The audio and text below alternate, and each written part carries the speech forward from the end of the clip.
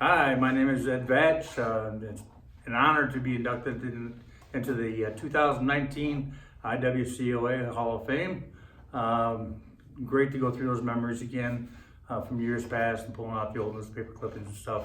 It was just so much fun. I'm honored by the induction and thank all of those who went through the effort of getting me inducted. So it's been very cool. I guess I'll talk a little bit about how I got involved in wrestling. I actually came home one day and told my dad after football season I was thinking about going into gymnastics because I climbed the rope real good and better than most in the class. And my dad was like, "Nah," he says, "You go out for wrestling, I'll be better for football." And so I did, and kind of never looked back. It's been a great time. I want to thank my family, especially for all the effort and time.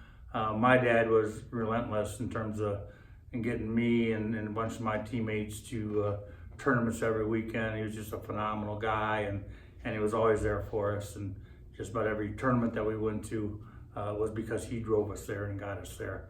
My mom never really understood wrestling very well, but she had her cowbell and she'd show up at the matches and be ringing that cowbell, and she'd be yelling and screaming, and even as time progressed, years and years passed. My brother Ernie was a two-time state champ. He won a match in the finals of the state tournament, like 34-4 or something like that. And she goes, "Who won?" I didn't see whose hand they raised. So, but Mom was a big supporter, and she always was there for us.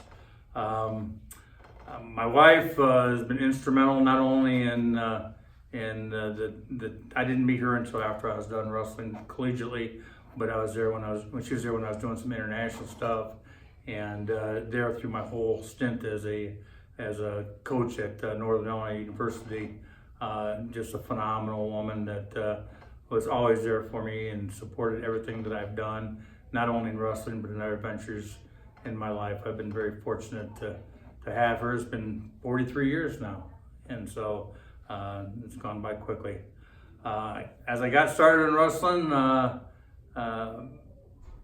didn't make the freshman team my first match. I got beaten a wrestle-off, and remember sitting in the stands going, "I can do better than he's doing," and so by losing my first wrestle-off actually inspired me.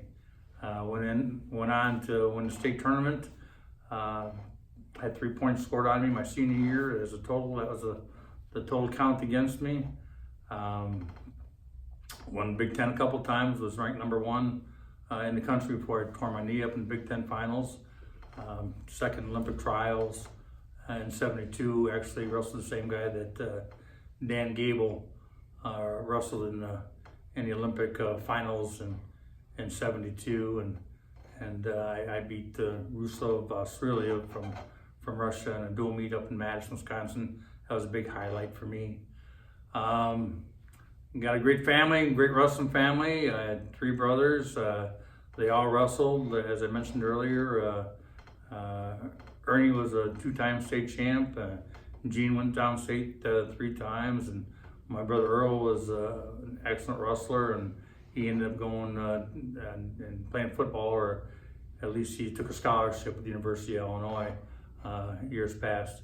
I've got 2 sisters that are great supporters of mine also, and you got to have family if you're in wrestling. That's what it's all about. Family's got to back you and support you.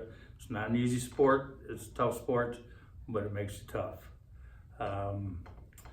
Guess I gotta give accolades to my coaches from high school, starting with my freshman coach, Charlie Morgan. I remember a teammate of mine, Mike Luba. He and I used to, as freshmen, we'd get ourselves tangled up in different moves and go, "Coach Morgan, is this legal?" And he'd come over and say, "Nah, that's not legal. You got to have an arm in there too. You just can't be choking the guy." And Dan Zeitz was a great supporter in high school, and Tony Parks.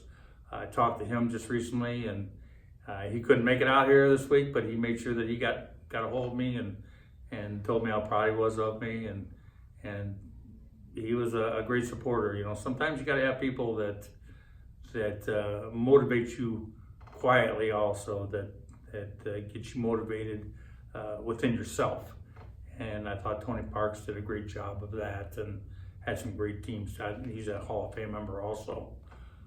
As I mentioned earlier, I went to the University of Wisconsin. Wrestled there, had a great career and great coaching staff there. And Russ Hellickson and Dwayne Clevin. Russ was a silver medalist in the Olympics, and Dwayne Clevin was a great, not only a great promoter, but a great organizer, and taught me a lot about organizing practices and putting together an organized schedule of techniques and stuff that you had to cover throughout the school year. As you got into the season, there was nothing more frustrating than yelling out to a wrestler, you know, hit a whizzer. They had no idea what it was, but he put that in focus for me and gave me a criteria of things that he felt that you needed to cover before your first match, and then he had the whole year scheduled practice-wise before we ever started. So I owe him, Dwayne Clevin, an awful lot too. Don Flavin, I was an assistant coach at Northern Illinois University when I got out of collegiate wrestling and international stuff, and that was a great time. We had Mid-American Conference Championship. I think I had 34, 35 wrestlers that went to the NCAA tournament. Just a great sport, great individuals. Can never belittle the efforts of all the great people that I've come in contact with. They've all had a great impact on my life. Again, it's been an honor being inducted, and this is a great thing. It was great going through all my old awards and stuff like that to bring back old memories. Again, thank you very much for all those that are involved.